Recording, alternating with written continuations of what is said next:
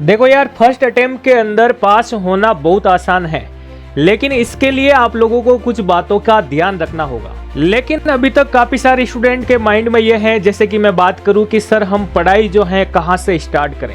कुछ स्टूडेंट को अभी तक सिलेबस के बारे में भी पता नहीं है, और कुछ स्टूडेंट ऐसे भी हैं जो एग्जाम होने से पहले हार मान चुके हैं कि हमारी बैक आ जाएगी, लेकिन ऐसा नहीं है।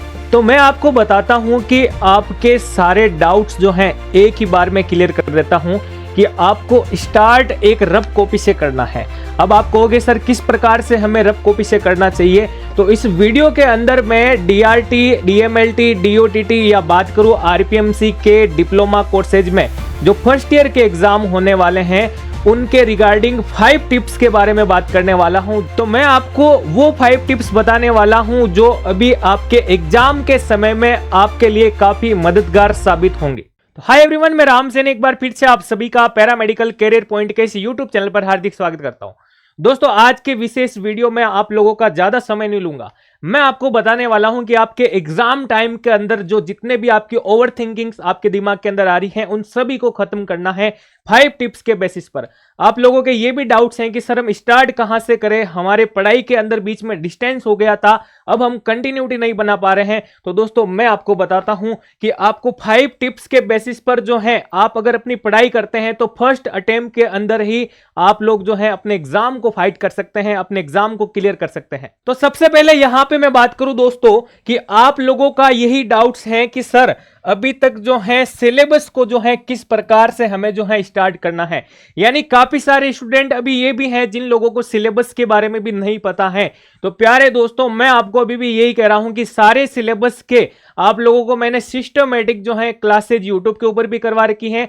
यानी कि आपका जो सिलेबस है दोस्तों वो पूरा का पूरा मैंने सिस्टमैटिक बता रखा है कि पहले कौन सा टॉपिक पढ़ना चाहिए, और आपके सब्जेक्ट के अंदर पर्टिकुलर यूनिट वाइज भी मैंने आपकी चीजें आसान करके बता रखी हैं। तो आप अपने सिलेबस को समझिए, सबसे पहला यही टिप्स है दोस्तों। सिलेबस को अगर आप समझ लेंगे तो आपका अगला जो पॉइंट है अपनी पढ़ाई का, आपकी जर्नी का, वो अपने आप स्टार्ट हो जाएगा।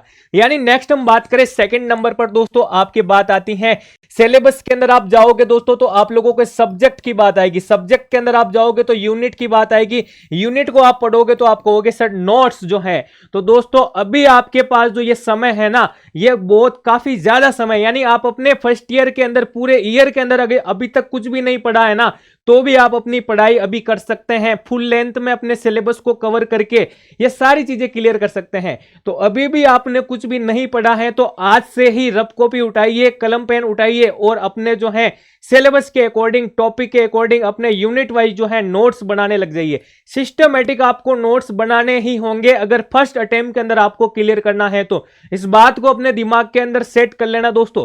कोई भी जो है आपको मैं शॉर्ट ट्रिक या फिर बात करूं आपके सफलता की ऐसी कोई कुंजी नहीं है जो डायरेक्टली जो है रातों रात आपके हाथ में आ जाए। आपको 1 महीना है तो इस 1 महीने में भी मेहनत करनी पड़ेगी दोस्तों। दूसरा मैं बात करूं यहां पे नोट्स आपको बनाने पड़ेंगे। और तीसरे नंबर पॉइंट की अगर मैं बात करूं यहां पे दोस्तों, रफ कॉपी के अंदर आपको बार बार डायग्राम प्रैक्टिस जो है करनी पड़ेगी। जैसे मैं एनाटॉमी की अगर फुल एनाटॉमी की बात करूं 50 से 55 डायग्राम होते हैं आपके, उनको आप जो है वीकली 2 दिन भी प्रैक्टिस करेंगे तो आपके पास कंप्लीट 8 दिन होते हैं दोस्तों 1 महीने के अंदर। तो आप लोग क्या कर सकते हैं, डायग्राम प्रैक्टिस करके अपनी तैयारी को बेहतरीन कर सकते हैं। थर्ड पॉइंट मेरा इंपॉर्टेंट है, क्यों? एनाटॉमी के अंदर आपके सबसे ज्यादा बेक आती है और एनाटॉमी के हर एक क्वेश्चन के अंदर आपको जो है डायग्राम बनाना होता है। डायग्राम के अंदर अगर मैं बात करूं, अगर आपके 5 नंबर का क्वेश्चन है तो 1.5 से 2 नंबर का आपके डायग्राम का दिया जाता है। तो ये डायग्राम प्रैक्टिस आपके लिए जरूरी है। अगला मैं बात करूं दोस्तों आपके आंसर रिटर्न प्रैक्टिस, जो कोई भी नहीं करता है। मैं अभी भी कह रहा हूं, जैसे यहां पर मैंने एक आंसर रिटर्न की जो कॉपी ली है, जो एक दीपक जैन करके स्टूडेंट है, उन्होंने भेजा कि सर मैं आंसर प्रैक्टिस इस प्रकार से करता हूं।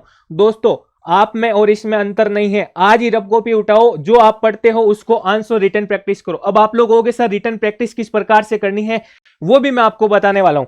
अगला 5 नंबर पे पॉइंट आता है कि दोस्तों आंसर रिटर्न प्रैक्टिस के अंदर आपको जो पीवाईक्यू दे रखे हैं, उन्हीं पीवाईक्यू का आंसर सॉल्यूशन करना, वो कहां से करना है, अपने ही नोट्स में से देख देख कर आपको प्रैक्टिस करनी है। एक बार देख के करोगे, दूसरी बार देख के करोगे, तीसरी बार अपने आप आंसर लिख लोगे, ये मैं गारंटी के साथ आपको कहता हूं। ये 5 चीजें अगर आपने कर ली दोस्तों, फर्स्ट अटेम्प्ट के अंदर आप बिना किसी रेसिस्टेंट के क्लियर हैं अच्छे परसेंटेज के साथ। ये सारी चीजें कोई स्टूडेंट नहीं करता है, इसलिए आप लोगों के बैक आ जाती है। अगला हम बात करें इन दिनों आपको पढ़ाई किस प्रकार से करनी चाहिए, काफी सारे स्टूडेंट के ये डाउट्स रहते हैं।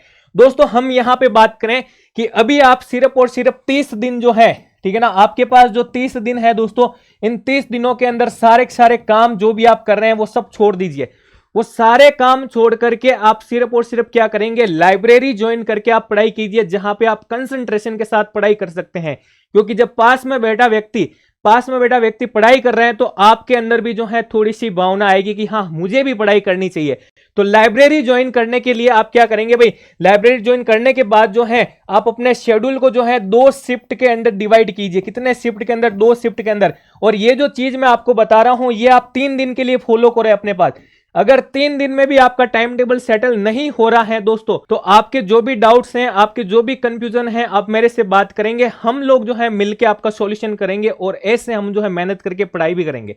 आप अपने एक शिफ्ट को यानी मॉर्निंग के शिफ्ट को दोस्तों क्या करेंगे, यहां पे मॉर्निंग के शिफ्ट के अंदर अपना एक सब्जेक्ट पढ़ेंगे। फिर हम बात करें 10 से 15 मिनट का गैप लेकर, यानी आप जो है इसे पढ़ेंगे तो 1.5 से 2 घंटे तक सब्जेक्ट 1 क्लियर होगा।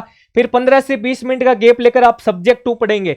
उसके बाद आपका आफ्टरनून का यानी लंच हो जाएगा। लंच के बाद आप जो है वापस से जब लाइब्रेरी में आएंगे, घंटा भर नींद लेके चाय कॉफी पी के वापस आने के बाद ये 2 सब्जेक्ट जो आपने पढ़े हैं इनको सिर्फ और सिर्फ आप क्या करेंगे, एक बार रीड करेंगे। और रीड करने के बाद इन्हीं को यानी नोट्स के बेसिस पर आप अपनी नोटबुक के अंदर क्या करेंगे दोस्तों, रिटर्न करेंगे। क्या करेंगे, रिटर्न। और ये 3 दिन फॉर्मूला अपनाना है और चौथे दिन इन टॉपिक से जो क्वेश्चन पीवाईक्यू बनते हैं उन्हीं की रिटर्न प्रैक्टिस कर लो। ये 3 दिन आप प्रैक्टिस कर लो दोस्तों, आपको खुद के अंदर कॉन्फिडेंस लेवल आ जाएगा। ठीक है। अब कोई स्टूडेंट कहेगा सर पीवाईक्यू नहीं है आपके पास, तो दोस्तों मैंने ऐप के अंदर सारे पीवाईक्यू आपके अवेलेबल करवा दिए हैं। आप लोग क्या करें, पैरामेडिकल कैरियर पॉइंट के नाम से एप्लीकेशन है, इसे डाउनलोड करें। वहां पे आपके जो है आरपीएमसी के डिप्लोमा के अकॉर्डिंग पेपर जो है वो अवेलेबल है। वहां से आप पेपर देख करके आप जो है आंसर रिटर्न प्रैक्टिस कर सकते हैं। फिर भी आप लोग जो है आपके पास नोट्स की कमी है, आपके पास जो है कंटेंट की कमी है, तो दोस्तों यहाँ पे बैच के अंदर आपको जो है इस प्रकार से बोथ लैंग्वेज के अंदर जो है नोट्स मिल जाएंगे। आप लोग जो है हेल्पलाइन नंबर जो दे रखे हैं वहां पे कॉल करके बात भी कर सकते हैं दोस्तों। तो ये 5 चीजें यानी 5 टिप्स के बेसिस पर जो चीज मैंने आपको बताई है वो आप 3 दिन अप्लाई करके देखो, आपके काफी सारी जो है तैयारी में हेल्प मिलेगी। ओवर थिंकिंग को दूर करके इस चीज को अपना के आप देखिए, एक नई चीज आपके पास में आ जाएगी। ठीक है। तो मिलते हैं नेक्स्ट वीडियो में आपके सारे डाउट्स के बेसिस पर। तो आपको अगर वीडियो पसंद आया तो इसे लाइक करें, चैनल पर नए हैं तो इसे जरूर सब्सक्राइब करें। धन्यवाद साथियों।